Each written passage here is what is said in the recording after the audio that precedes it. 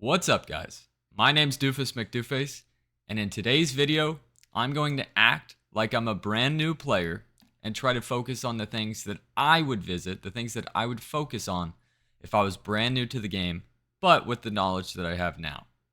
This is going to be new player focused, but hopefully there's still some things that a relatively experienced player might be useful. So, the first thing I would do is understand how many waves are in the game. What even is the purpose of Legion TD2? That's right, let's get down to the basics. And if I hit the wave guide, I can look over here, see there's 21 waves of Legion. So there's 21 waves of the game. And there's going to be recommended types of damage that you want, right? Impact damage is good on waves 1 and 2. And there's types of defenses that are good to have, right? So there's two parts of the game, right? Your units that you have are going to have a damage type and a defensive type. And certainly, certain damage types are terrible into certain defensive types, and they're much better into certain defensive types.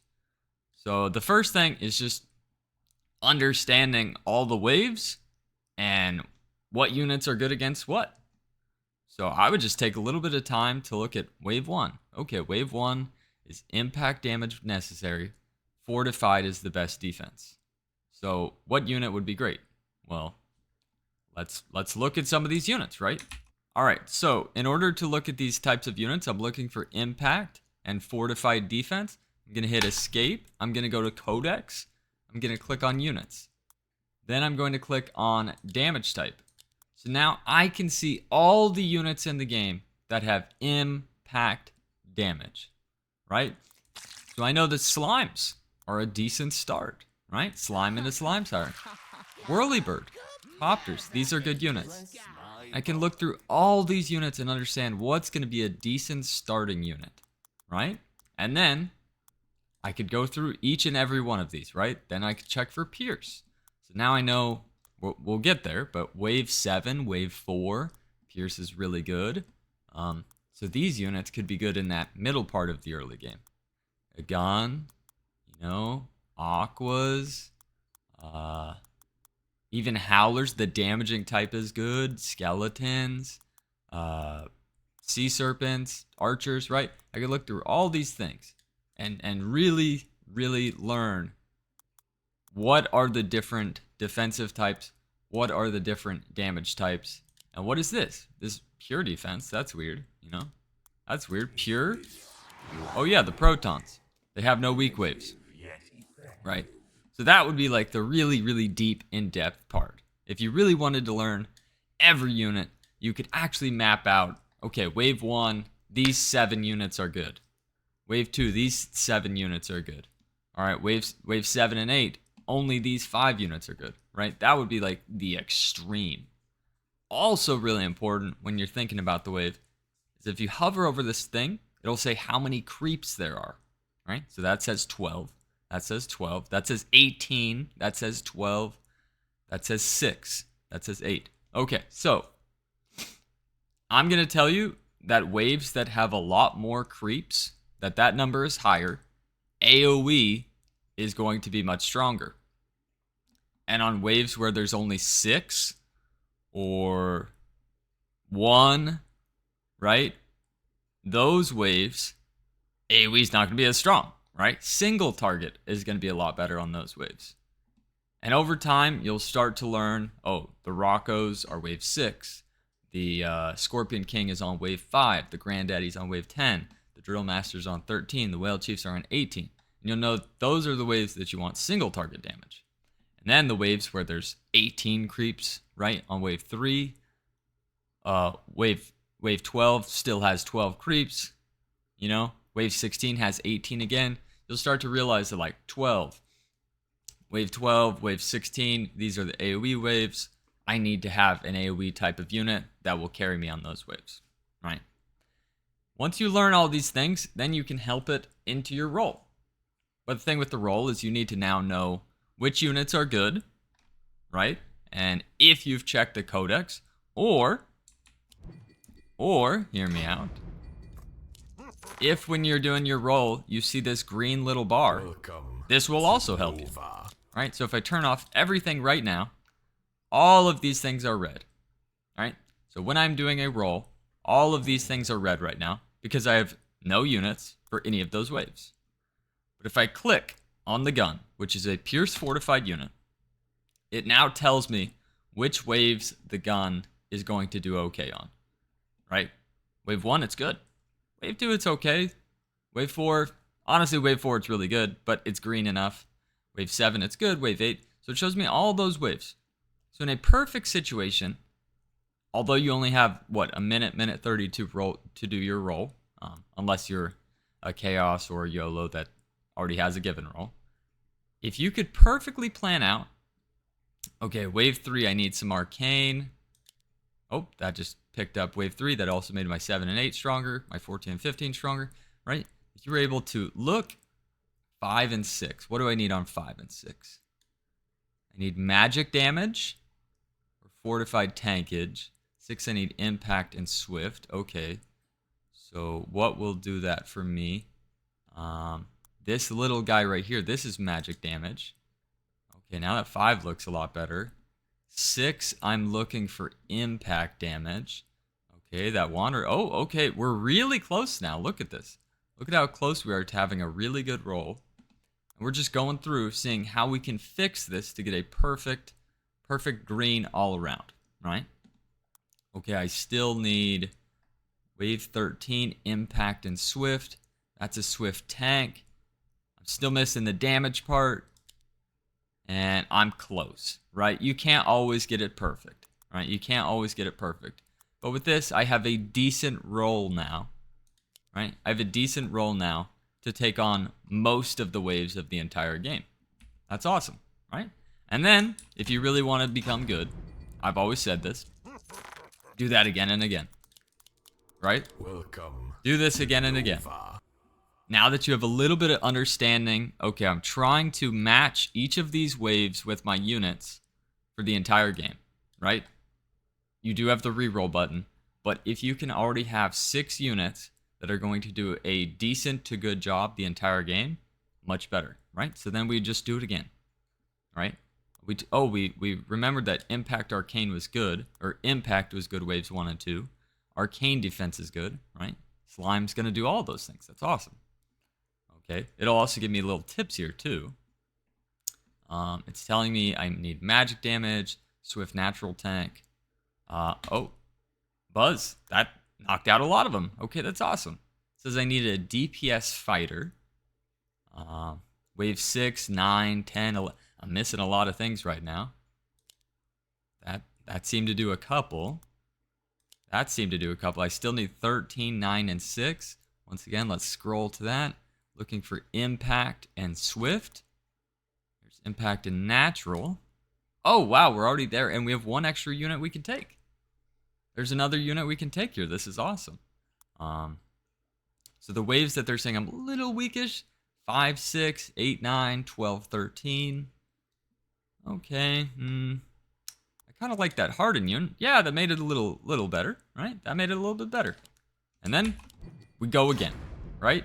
Until you're able to do this really quickly. It's going to be super useful to learn that. Right? It's going to be super useful to learn how to do a roll quickly, but with the understanding of why you're choosing that roll. Okay? Why you're choosing that roll. And we just keep doing it, right? Just keep grabbing a bunch of units. Right? And look at that. Once again, we're good. Look at that. Another perfectly green roll. Right? Although I will say this roll doesn't have a lot of tankage. Right? This roll only has 2 sets of tankage. Let me actually use that to say that in a perfect roll for me, yes, of course I want to hit the greens. Of course I want to make sure I'm protected on all waves. In a perfect roll, I'm going to have 3 damage, 3 damaging units, and 3 tanks. Right? Why is that? Well, in a perfect world, you're going to have a swift tank or a natural tank, right? If I'm going to be totally honest. Swift and natural are somewhat interchangeable. Somewhat, right? Not exactly, but somewhat. And then an arcane, right? Fortified is what I would prefer to also have in this, but this roll didn't give me that. So you got to work with what you're given, right? If you have the 3 armor types, 3 defensive armor types, and then you can focus on your damage, right? Protons are good, piercing is good, impact is good, right? So I've got impact damage, pierce damage, and then I've got pure damage from protons, right? We could switch that up to magic damage because then we'd have the 3 different magic damage types. But in this case, I needed a tier 1 in this roll, so we're going to take proton, right? So that would be the rolling. Learning how to roll, learning, once again, if we go to the codex, units, we could just look at all these units, right? We can look at all of them and understand their magic attack type. Defensive is swift, right? Learning all these different things is going to make my experience so much better for when I'm in a rank game and I'm getting saved on, right? And I'm getting saved on and I'm scared and I don't know what to do. And my recommended value keeps going lower and lower, right? That number is getting redder and redder. And then wave 7 comes up. And guess what? I have the perfect unit. I have the perfect unit for wave 7, right? I have the cursed casket. Or they save on me until wave 6. And I have 2 infiltrators, right? And I know that I can defend this wave reasonably. That's awesome, right? Now, the tougher part of the game, and the part that so many people ask me questions about, is workers, right? How do workers work? And that's a tough question, right? Because workers are your economic part of the game, right? It's how you're going to generate more income. And that income turns into gold, okay? And that gold turns into fighters or more workers. More workers so you can compound that income. More workers so that you can leak your opponent with Mythium, right? That's the next part of the game, is how Mythium and workers work. These miners over here. And that's going to translate once again into allowing you to build more value, right? The difference between having 1 antler and 2 antlers, depending on what that income is, or being able to send a cannoneer versus an ogre, right? Mythium matters. Workers matter, right? The problem with this is you can't just freely push workers, right? It's a balance, right? If I, on wave 1, you normally start with 250 gold. If I, on wave 1, choose to place that infiltrator and put all the rest of my money into workers, okay? And I start wave 1, and this infiltrator goes, he goes, and I leaked. I did not hold. Right? So yes, I had those 3 workers. I had more workers, but I'm going to lose a ton of gold now. So Legion is about balancing. Right? Legion is about balancing, holding, and pushing workers at the same time. It's all about min-maxing. Right? And just so we know, that unit was not good on that wave, right? On wave 1, Infiltrator is not good. And that is why I leaked. And I also didn't have even close to the recommended value that they said to have, right? They recommended 150 value, and I only had 80, right? So I leaked. I leaked fairly bad. But all in all with workers, the general idea that I will try to teach you guys is that if you can start with a unit that holds the first wave or the first 2 waves, right? If you can build something that is going to hold on wave 1 and 2 fairly decently and allow you to push to 5 workers, that is what I'm always going to look for, right? I'm always going to look for something that allows me to get to 5 workers safely on wave 1 and 2, and I still have a unit for wave 3. Off to work. So my workers are at 5 right now, but I would start 2 Tempests. I would be pushing 1 worker. Now I'm at 3 workers. Then I'd be able to push 2 more workers during wave 2. And then once you're at 5 workers in a normal build, right? In a normal start, there's certainly so many starts. I'll probably make videos about those at some point. At some point. Once you have a good start that allows you to push to 5 workers preferably, but 4 is okay, then you should push your workers based on what is sent to you. What does that mean? What does that mean? Okay, so wave 2, here we go. If right here I see a snail coming, that means I've received 20 Mythium. My opponent, the player that is sending it into me, has sent 20 Mythium. They've used 20 of their Mythium. A ongoing tip that we've said for a long time is for every 40 Mythium, every 40 Mythium you get, you should push 1 worker. And it's a loose idea, but it works. It works pretty well. So right here on wave 3, I would not push a worker. Or sorry, on wave 2, I would not push a worker. I only received 20 Mythium. Okay? But if we skip over here to wave 3, and I got another snail, right? Now, if I combine that, 20 plus 20 is 40. I've now received 40 Mythium, and I feel fairly confident that I can push a worker. And you're going to need to push workers throughout the entire game because your econ is super important. Your econ, as I said, is going to allow you to push workers, and your econ is going to allow you to send mercenaries, right? I haven't really talked about the mercenaries part, but we'll get to that. So understanding the Mythium received is just as important as understanding the Mythium you're sending. Okay? But the worker button is right there. It's 50 gold. Yes, with 1 mastermind miner, the workers are cheaper. Let's not get into that part, though. There's so many things to talk about with Legion. But let's just focus on, today, the units, the typings, the workers, and now, some people's favorite part, the Mythium part of the game, right? We know that wave 1 has this many creeps, wave 2 has this many creeps, wave 3, wave 4, blah, blah, blah, up until wave 21. These are set numbers. What's not set is sends. These are your mercenaries. These mercenaries will be sent to your opponent, and then the opponent sending you, right, will be sending mercenaries to your lane. So, as you saw, we received a snail. We sent a snail into our opponent. In this situation, it's to ourselves. And we received a snail, and we had to fight that, which makes it harder to kill the wave. Okay?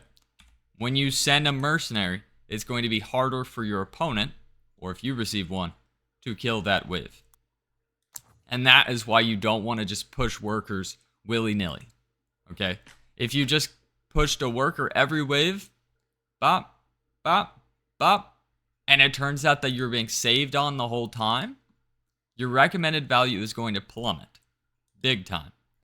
So yes, you might have the base, right? If you type in dash info and then the wave, it'll show right here, recommended value is 270. Oh, that's great. So I'm relatively on value here for wave 4. That's good, right? I can push a worker. But if your opponent hasn't been sending you the Mythium, right? The 40, so I can push a worker, the 40, so I can push a worker, and they send you a dino, right? It doesn't matter if you were on value for the wave info, right? You're going to leak really bad, right? Because you not only need to think about how good your units are on this wave, right? The tanking, the defensive, right? You also need to think about what your opponent is sending into you. Super important part of the game. But you can also do that yourself, right? So then you, as you're using your miners, right, need to choose. Do I send snails? Do I send robos? Do I save for something big and nasty, right? Me personally, I think for newer players, it's going to be the most beneficial for you to click the auto button, auto, and then during the wave king up. that's just what I would recommend for when you're really getting new to the game. There will be a button that says auto. It will send income mercenaries only. So if, let's say, you have 40 Mythium, right? You have 40 Mythium right before wave 5 ends, right? And you have auto clicked on. It'll have a green check for you in the actual game. Ranked, campaign games, classic games. There will be a green check. And it will send the highest income mercenary for the Mythium you have. Right? So if you look, there's actually there's actually like 5 options that could occur here with your 40 Mythium that you could do. You could send a dragon turtle, you could send a lizard, you could send a robo, you could send 2 snails. I guess you could save. But if you have the auto turned on, it is going to take that 40 Mythium and send the highest Mythium based thing income, the highest income mercenary that for the Mythium you have to send. So it would just send a dragon turtle, right? And here's the next part. If you have Mythium left over during the build phase, I would recommend you just do king ups. That is what I would recommend. Okay? By doing this strategy of having auto on and doing king ups, you are going to be just focusing more on the building part of the game and focusing on the sort of scaling part of the game. I think that's really important when you're new to the game.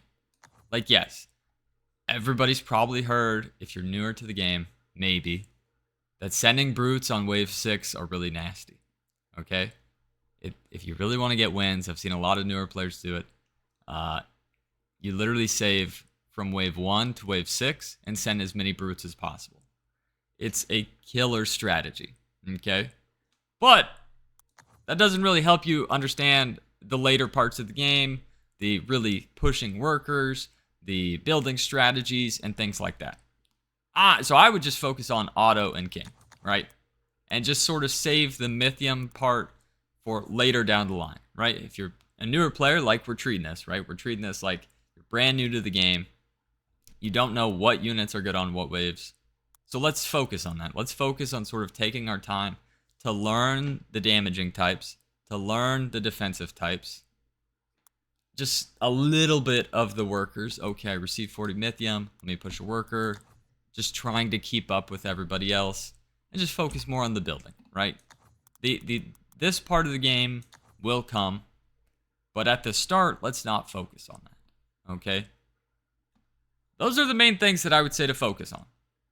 Right? There's building better, right? Of course, like building a certain way is also a huge thing to learn. But that's also going to come. Right? That's also going to come. I think today's video, I just want to sort of focus on the bare minimum things. Right? The bare minimum things about learning this, learning a little bit of workers, learning where you can find this information on the actual units themselves. And a little bit of those rolls, right? If you can get those green rolls, you're going to be really solid. Right? You're going to be really solid. Welcome to Nova. But I think I'll leave you with one more thing. I'm going to create a full video on it. But if you're still watching this, what is splitting? And why does everybody keep talking about splitting? Okay? So let's talk about it here for a second. Splitting... Okay, wait, let me just reset this. Splitting is where you'd have one unit there and one unit there, right? But it goes beyond that. It's not just like that. Splitting is also when you have one unit there and one unit there. What the heck does this mean? Splitting your units is when you allow both units to take damage, okay? Or when you cause the wave to divert in a different way. Okay? This is sort of the tower defense aspect of the game. Right? Like this right here would cause a crazy split. Right? Like, let's watch this for a second. Half the wave goes right. Half the wave goes left. This unit's tanking just a little bit. Then it goes to that tower. And then back to this tower. Okay? Whereas if we had just built like... On your mark. if we just built our units like this, there's gonna be no real... The wave all goes the same way. And they kill our guys one by one by one by one. It's extremely beneficial. Extremely beneficial to at least try to split your units. Now, as you saw in wave 7, my ranger died, right? So in a perfect world, learning splitting, yes, you're trying to use a little bit extra of the HP of all of your units, but once again, that's going to take a little bit of tweaking because it's better if this unit lives than dies, right? It's better if this unit lives rather than dies. But one thing you absolutely can focus on, right, like here, it's just perfection. But one thing you can focus on is at least having a unit over here on the right to sort of delay. A delayed split, right? It's super useful. That amount of time does matter, okay? A lot of people will say, Doof, I don't think that really matters, right? I don't understand why you have a unit on the right. Just seems like you're wasting gold. No, trust me. It's very important, right? It's very important to try to use each of your unit's health pools at a certain point, okay? Just like it's important to build things like that or like that. So you're trying to have everything tank as opposed to building everything behind. Because remember, as you saw, it's going to kill the thing one by one by one. Whereas if you had something like this, you might get way more of your units to tank. Right? This is tanking, that's tanking, that's tanking. Right? So we had 3 of our 4 units tanking. That's way better than it going 1, 1, 1, 1, 1. Okay? But this is a higher aspect of the game. I'll try to get another video about it. I just wanted to sort of spitball today if I was a brand new player, and I just wanted to sort of learn the absolute basics of the typings. What is this wave info thing? There's so much to this game to learn, and I hope I can teach you guys a bit of it. My plan for future upcoming videos is going to be focusing on splitting and combinations of players, like what units go good together. That's my plan. If there's something else you guys are looking for me to make, please let me know. Gonna try to keep spitballing these learning videos at you, and I hope you enjoy them. So thank you guys for watching, and remember, try to get a green roll, okay? If you're doing any of the masterminds that require a green roll. We didn't even talk about masterminds today. Another thing we could focus on. Actually, would be super difficult for a brand new player if they didn't know what a mastermind was. Probably should have focused on that. But we used greed today, right? So if you're, let's say this was focused on greed players only, okay? Focusing on getting a green roll, understanding the different damage and attack types, and then just understanding what a worker is, what the Mythium it's generating is, and how I can use that Mythium to at least send income mercenaries, right? So, hope you guys enjoyed, and I'll see you guys in the next video.